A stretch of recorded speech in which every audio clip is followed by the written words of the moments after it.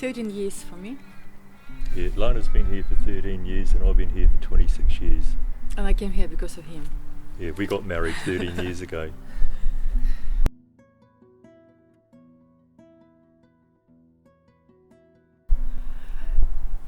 About 10 years ago we just walked in, and then we started to come occasionally. We come occasionally and then we sort of we drifted away, and then it was only about 3 years ago we come back again, and it was actually Easter Sunday, and it was a lovely service, and Eliot took the service, and then after that we went back to Sandy and Eliot's place and had lunch, remember? Yeah, and since that time we're in church. Yeah, we're Every more regular. Sunday we're here. Yeah.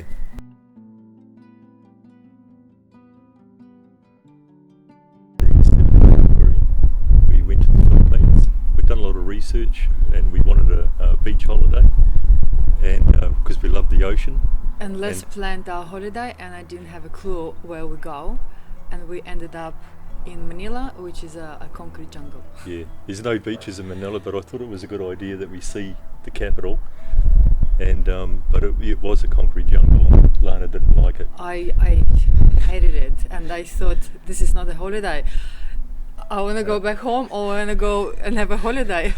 I said to Les, look, if this is a holiday, I need 2 months break from you after this holiday. We eventually got to the beach. Yeah, and, after 3 days we went to the nice place, Yeah. Where we really had brilliant holiday. It was And really our good. son joined us there, and it was great. We had a brilliant holiday. The beach is beautiful and nice little islands, and we had a great family holiday. And then coming home, we were already on the road, and I'd planned to go to New Zealand. And Lana says, "Oh, while you're over here, you might as well plan your trip and go back from here."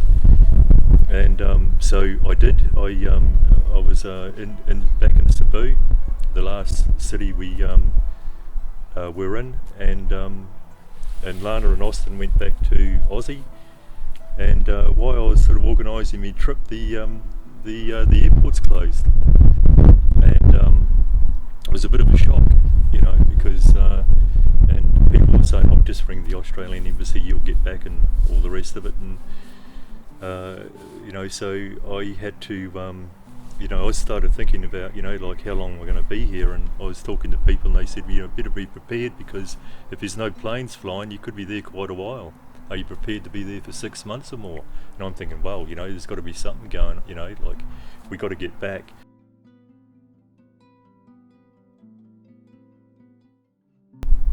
Every night I could hear music coming from a church right outside of our window. I was fascinated by the amount of people in the Philippines that were, praise the Lord. Like I was bumping into people, and every night, same time, 7:30, I could hear the Lord's Prayer really loud, coming, like on speakers. And I could hear it on my on Skype. I said to Lana, "Listen to this." Yeah, it was so loud that it's almost like there is something like a massive speakers outside the building, and he said this is every night. And I thought, I'd sort of forgotten a bit about the Lord's Prayer, but I was starting to say it with them, like. And then Les was saying, look, I'm praying every day. Like, she didn't know that, I was praying, and I didn't know how much she was praying, and Lana was actually doing a lot more praying than what I was, but I was praying.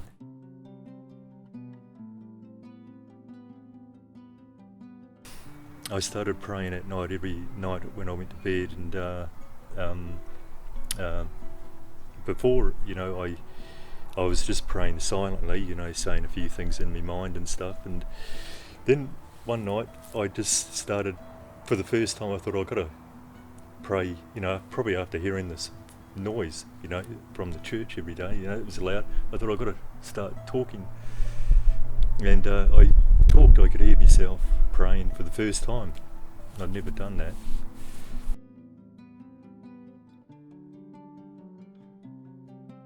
Yeah, a lot more power, and it left me feeling vulnerable, and you know, it was a lot more impact, you know, like praying loud, and I hadn't stopped, you know, like I prayed loud all the time, and you know, it was like a new beginning, and you know, being isolated, you really, you know, like I was having a darn good look at myself as well, because you're just there, you're isolated, you know, you just got yourself, and you know, I wasn't happy, Yeah. you know, with, you know, the way I was actually living before, where, you know, I didn't really have a look at it.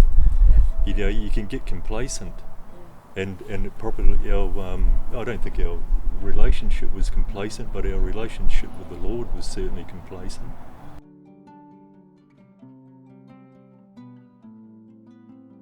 Well, Lana was bubbling over when I got back. I didn't realise how much, you know, Lana had been putting in. She'd been listening to her phone in the morning, and, you know, the prayer, and at night, and telling me how good it was. And I got into a habit, and I almost got addicted to this app. I had it since we actually started our Bible study home group, but I only used to open it sometimes, like when app of the day, the verse of the day comes, or on our Bible study.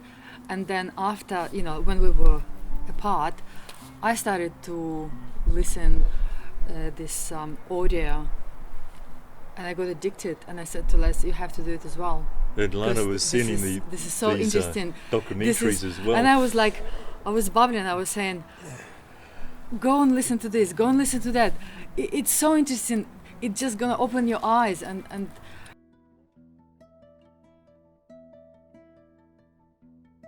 Out of the Philippines, or I was lucky. I got that flight at the end of May.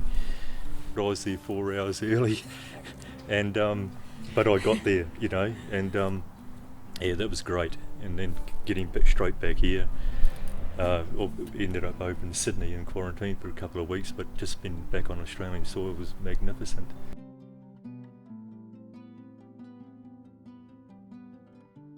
oh, we were so happy that we were we were nervous. Like All the I was madness had gone once we got to the beaches.